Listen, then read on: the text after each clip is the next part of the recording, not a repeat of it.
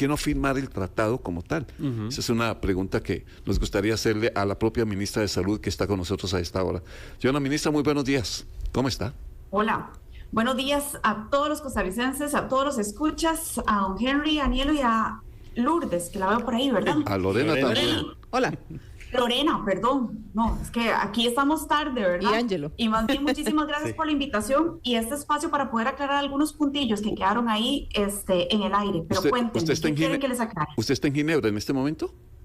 Sí, señor. Estamos aquí justamente en la Asamblea Mundial de la Salud desde la semana pasada y el día de mañana ya culmina la Asamblea Mundial, pero empieza lo que es el Consejo Directivo en el cual Costa Rica es parte, entonces todavía nos quedamos un poquitillo más. Ok, es que, a ver, a usted va a aclarar bien por qué razón no hacemos parte o no firmamos un proceso de estos en momentos y después de que salimos de una pandemia como la que tuvimos.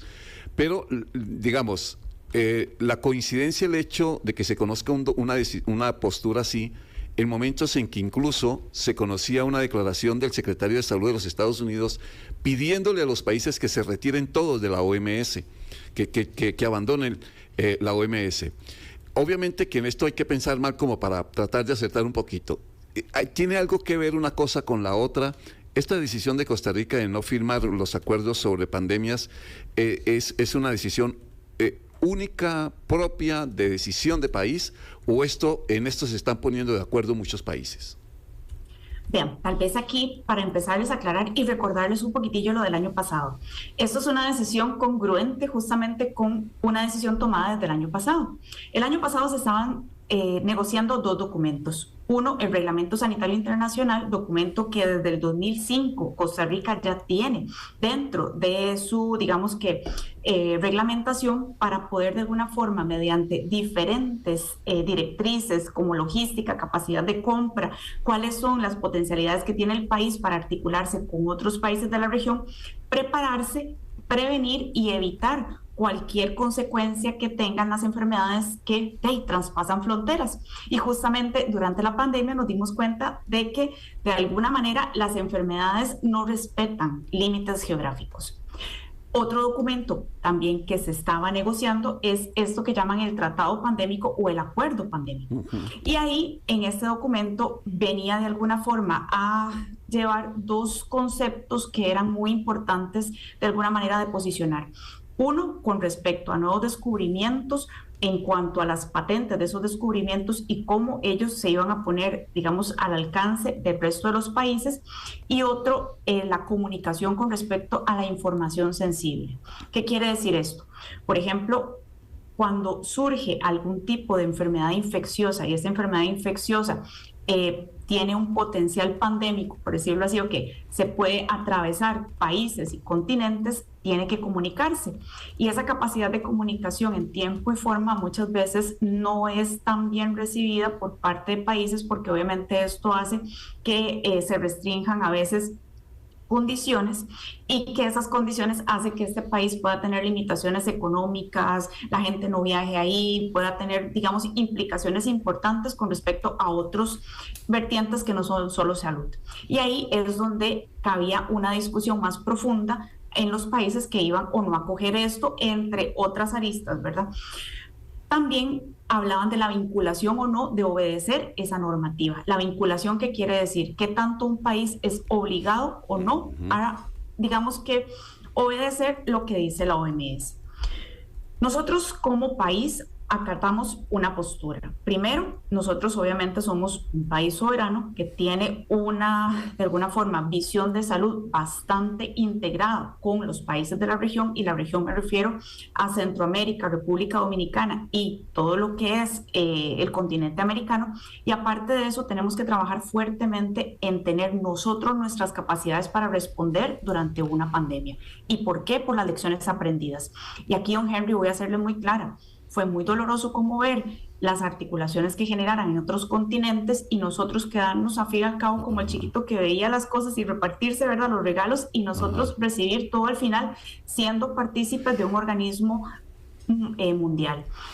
Y esto que de alguna forma nos enseñó a que nosotros como región tenemos que articularnos. Y de ahí que este gobierno y esta ministra de Salud sea integrado a Comisca y a otros entes para poder tener esas capacidades. Y de ahí que el reglamento sanitario vino a fortalecer muchas de estas líneas de trabajo.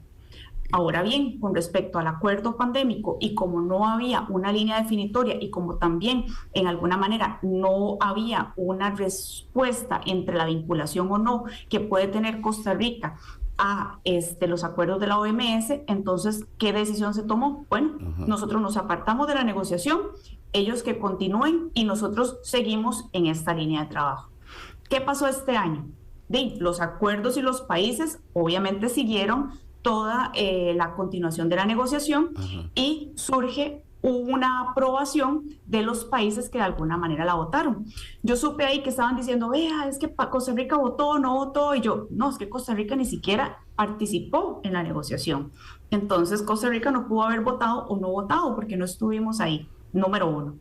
Y número dos, ya ahora que se tiene, digamos, un acuerdo entre países, esto pasa por diferentes procesos y etapas. Y aquí les quiero aclarar, esto es un tratado y un tratado no es algo que uno acuerda aquí y firma y queda listo. No, un tratado es, digamos que dentro de la escala de lo que llamamos la legislación, algo supranacional.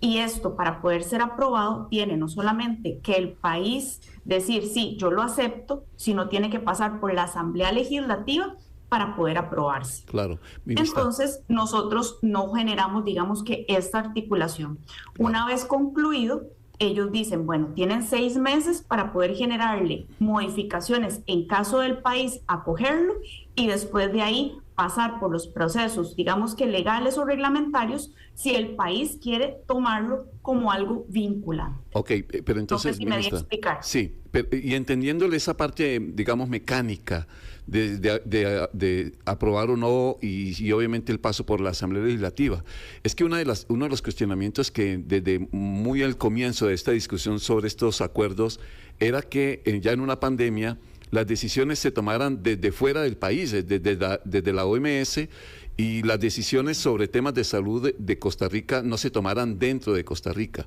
Pero la pandemia, yo no sé finalmente entonces qué enseñanza nos dejó. Si las órdenes venían de fuera, pero al final nos salvaron de morir o por las vacunas o porque nos ayudaron, etcétera, no sé si es que se siembra dudas sobre la necesidad de que los acuerdos puedan ayudar, o es que en eso hay una especie de satanización de los acuerdos.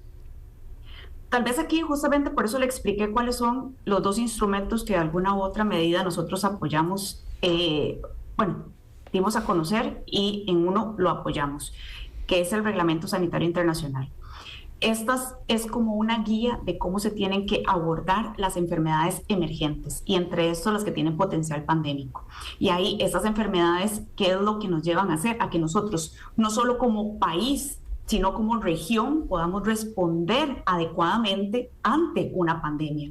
Porque ¿qué hacemos? Como pasó en la pandemia pasada, que el mundo responda, pero al fin y al cabo las grandes potencias, por decirlo así, se llevan los insumos, no comparten la información o de alguna manera monopolizan los mercados, porque son los que tienen, digamos que, la logística más afinada para poder de alguna manera verse de cómo esa población que va a ser beneficiada de eso. Yo lo que les digo, por ejemplo, a los compañeros en la Comisión de Ministros de Centroamérica y República Dominicana, ¿qué fue lo que faltó durante la pandemia? Ajá. Que cada país de la región de nosotros se vio como un país único y trató de comprar las cosas como un solo país. Ajá. Costa Rica no es competitivo con 5.300.000 habitantes, pero si usted se ve como región, como 65 millones de habitantes, ahí Claro. sí somos competitivos, porque en momentos de crisis, ahí es donde cuesta mucho generar priorizaciones. Estos organismos nos dan una guía de cómo priorizar, pero obviamente nosotros como región tenemos que articularnos, tenemos que tener nuestras capacidades y esto es lo que hemos hecho. Por ejemplo, ahora no solamente nos hemos articulado para poder generar compras conjuntas, no solamente de medicamentos, sino de insumos, sino también y contar con laboratorios nivel 3 para poder procesar nosotros las muestras de cualquier agente patógeno y así nosotros tener la capacidad de diagnosticar prontamente y no esperar mandar muestras a otros países, esperar esos tiempos de respuesta y después nosotros con esos tiempos de respuesta actuar. No, señor, esa es la idea de nosotros tener esas capacidades, pero obviamente estamos dentro de un mundo muy competitivo y en ese mundo muy competitivo tenemos que articularnos de la mejor manera. Mediante el reglamento sanitario podemos generar estas capacidades y el otro, que es una visualización ya más de patentes, de comunicación, de lo que pueden ser nuevas moléculas, entre otras cosas, esto yo creo que requiere una discusión diferente para ver si en el país esto se acoge ya por medios legislativos. Se dice que las pandemias son cada 100 años, esperemos que no nos tome otra pronto o que no suceda en general y entonces vamos a ver, en estos próximos años Costa Rica iría preparándose con esto de los laboratorios y demás, entonces se tomarían ya medidas para poder estar preparados ante cualquier eventualidad, ¿verdad? No solo una pandemia, alguna enfermedad que pueda atacarnos durante un lapso, ¿verdad? De alguna otra situación similar, doctora.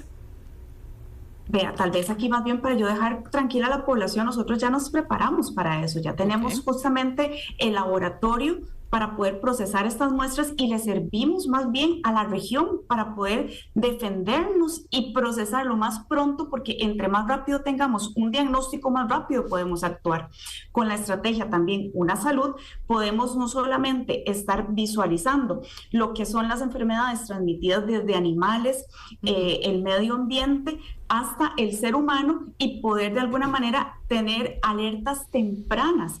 Pero para esto necesitamos activar a diferentes entidades en todo el mundo. Y ahí es donde eso sí es importante, integrarnos en el mundo para poder contar con esta información y este intercambio de información. Nosotros tenemos que prepararnos, pero prepararnos más allá de como país, como región, para poder ser competitivos. ¿Y competitivos en qué?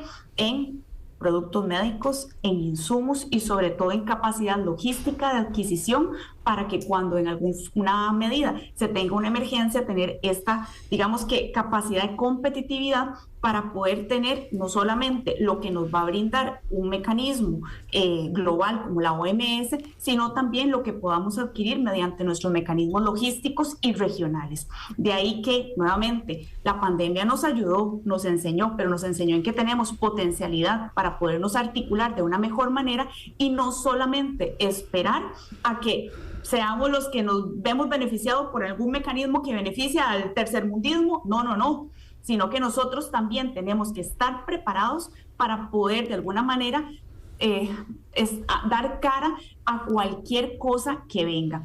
Y pandemia en sí, el término es una enfermedad que trasciende más allá de fronteras, continentes.